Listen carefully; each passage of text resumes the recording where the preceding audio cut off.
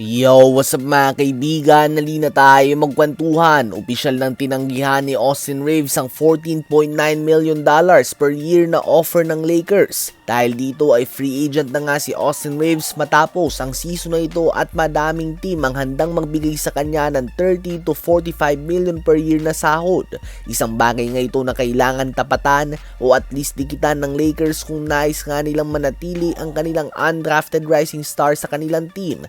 Ito nga na figure na 30 to 45 million per year ay base nga sa pinapakita niyang performance ngayong regular season, kung saan kasalukuyan na nag-average siya ng 24 points, 5 rebounds and 6 assists per game on 49% shooting sa field. Ganun pa man, hindi na nga bago ang pangyayari na ito, kaya naman malaking sugal din nga ang ginagawa ni Austin Reeves. Nakita natin noon si Dennis Schroeder na tinanggihan ng 4 years $84 million sa kontrata ng Lakers. Subalit matapos ang kanyang makalat na performance sa playoffs, minimum na lamang ang kontrata na natanggap niya. Malabo naman na mangyari ito kay Austin Reeves, subalit magkakaroon nga ng malaking epekto sa mga contract offers na matatanggap niya ang kanyang performance sa parating na playoffs, kung saan opisyal na din nga na na-clinch ng Lakers ang kanilang pwesto.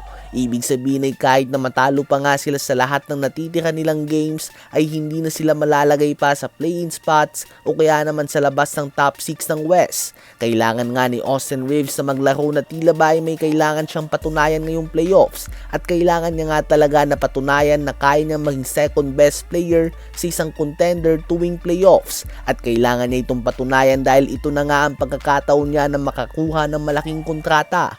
Kahit na pareho nga silang 27 years old ni Luka Doncic, si Reeves nga ay nanggaling lamang sa mga two-way contract at sa mababang sahod. At ito na nga ang prime age niya na 27 to 32 years old. Hindi na siya babalik pa sa mga edad na yan. Kaya naman kapag pumirma siya ng 5 years sa kontrata, malamang nga yan na ang pinakamalaking sahod na matatanggap niya sa kanyang career. Bukod na lamang kung max level contract player pa rin nga siya sa edad na 32 years old kapag panahon na kung saan kailangan ng pumirma ng panibagong kontrata.